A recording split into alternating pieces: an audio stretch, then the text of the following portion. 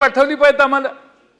मी सभागृहात जे मुद्दे मांडले, आधी बजेटच्या वेळी मांडले, सगळे विषय मांडले, मला कधी उत्तर एखाद दुसऱ्या विषयाची उत्तर आली, बाकीच्या विषयाची उत्तरच येत नाहीत। आणि परत आपण राईट ऑफ रिप्लाय नाही म्हणता। राईट ऑफ रिप्लाय नसला तरी एखाद्या सदस्याच्या मनात एक दोन शंका मुख्यमंत्र्यांनी किंवा मंत्री महोदयांनी केलेल्या भाषणाच्या नंतर असतील, त्याला संधी दिली तर त्याचं जरा म्हणजे हवा थोडी तरी कमी निघते। पण ह्याला काही स्कोपच नाही, हवा म्हणजे वाफ निघायला काही स्कोपच आपण ठेवलेला नाही। मला प्रश्न हा पडू लागला, चर्चा आज या प्रस्तावावरती चालू आहे की कामकाजावरती चालू आहे? नाही, अंतिम आठवडा आहे, आता निरोप घ्यायचा टाइम आलाय, निरोपाची भाषणं तर तिकडं होणार, त्यामुळे मी मुद्द्यावर येणारच आहे। मला वाटतं तुम्ही निरोप नाही समाचार घेत आहात। नाही साहेब, मी तुमचा समाचार मी तुमचा हितचिंतक आहे आणि तुमच्याबद्दल अशी भावना माझ्या मनात येणंच चाहता आहे। माझ्याबद्दल मी आपल्या सभासदांच्या वतीनं सांगतोय की काय हे होतंय। 250 सभासदांनी सही करून पत्र दिलेलं लक्षवेधी घ्या म्हणून। ते काय, एकदा मी गोळा करायला सुरुवात केली, मी तिकडून फिरून आलो, तर मी सगळ्यांच्या सह्या गोळा करून घेऊन येऊ शकतो, काय प्रॉब्लेम नाही, आपले सगळे मित्रच आहेत। पण आलं की सह्या करायच्या, कारण प्रत्येकाला स्वतःची लक्षवेधी मांडायची असते, प्रत्येकाला प्रायोरिटी आहे लक्षवेधीची, मी नाही म्हणत नाही, पण कंट्रोल करायचा अधिकार तुमचा आहे आणि तो कंट्रोल करायला नियमावली जी आहे ती 3 ते 4। अभिमन्यू तुमचा अभिमन्यू होऊन देऊ नका बसा।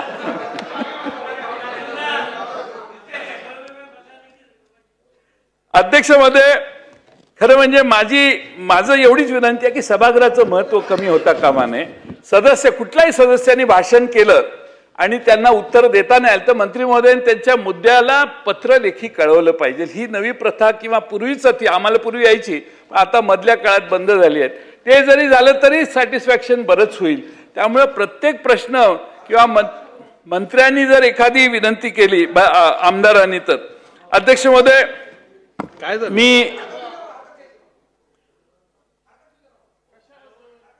काय झालं आता? वेळ कमी आहे आपल्याकडे। अध्यक्ष महोदय, माननीय जयंत पाटील साहेब असतील किंवा माझे जे विजयभाऊ असतील किंवा आमचे भास्करराव जाधव सर असतील, हे वारंवार ह्या अधिवेशनामध्ये लक्षवेधीवर लक्ष करतायत। आम्ही नागपूरच्या अधिवेशनामध्ये तुम्हाला विनंती केली होती आणि तुमचं कौतुक पण केलं होतं की आमच्या लक्षवेधीच्या माध्यमातून आमच्या विषयाला न्याय मिळतो। आजही तेच मागणी आहे। 188 आमदारांनी तुम्हाला निवेदन दिलेलं आहे सही करून की लक्षवेधी व्हायला पाहिजे। तुम्ही मध्ये 1, 2, 3च लक्षवेधी घेतल्या होत्या, त्यावेळेस आमच्या नवीन आलेले आमदार आणि आमचे सगळे दुसऱ्या टर्मचे आमदार यांनी तुम्हाला आग्रह केला की लक्षवेधी घ्या, आपण ते घेताय। आमची विनंती आहे अध्यक्ष महोदय, ठीक, ज्येष्ठ सदस्यांनी यावर समाचार घेणं किंवा कॉमेंट्स करण्यापेक्षा त्या लक्षवेधीला समर्थन करावं, न्याय द्यावा। आणि माझी पाटील साहेब तुम्हाला विनंती आहे की लक्षवेधीच्या माध्यमातून न्याय मिळतो प्रश्नाला। आज सुद्धा मराठवाड्याच्या पाण्याचा विषय आहे, ते पण विषय आमचा लक्षवेधीच्या माध्यमातून न्याय मिळाला पाहिजे। तुमचं अभिनंदन करतो, तुम्ही लक्षवेधी चांगल्या घेताय आणि पुढे जायला पाहिजे। धन्यवाद। चला पाटील साहेब।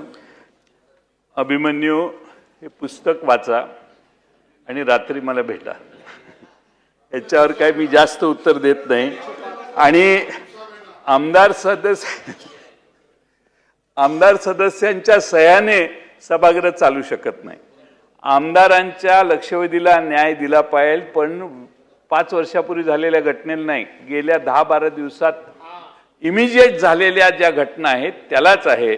आपल्या पुढं भातकळकर साहेब बसलेले आहेत, तिकडं शेजारी 2-3 जुनी माणसं बसलेली आहेत, त्यांना विचारा, तुमचा जमानाच्या जुन्या आमच्या जमान्यातले आहेत ते, त्यामुळे वेळ माझा जाईल म्हणून मी तिकडे लक्ष देत नाही। पण दुसरंही आहे, अनेक आयुध आहेत, लक्षवेधी हे एकच आयुध नाही, त्या दुसऱ्या आयुधाचा अभ्यास आपण अभिमन्यू करा। आपण अध्यक्ष महोदय, मी मागच्या आठवड्यात वरच्या सभागृहात एक नंदुरबार जिल्ह्यातलं जमीन संपादनाचा विषय लक्षवेधीच्या दरम्यान चर्चेला आला। महसूल मंत्र्यांनी SIT नेमून म्हणून जाहीर केलं, IPS अधिकाऱ्याचा समावेश करू म्हणून सांगितलं। अध्यक्ष महोदय, मार्चला काहीतरी 10 मार्चला त्याचा SITचा GR काढला।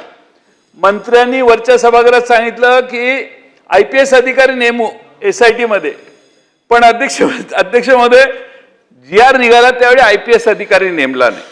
म्हणजे मंत्र्यांचा आदेशच खाली पाळला जात नाही असं प्रशासन कसं वागू शकतं? मग प्रशासनावर वचक नाही का? शेवटी सभागृहाच्या मध्ये जे आश्वासन दिलं तर मंत्र्यांचा वचक नाही हे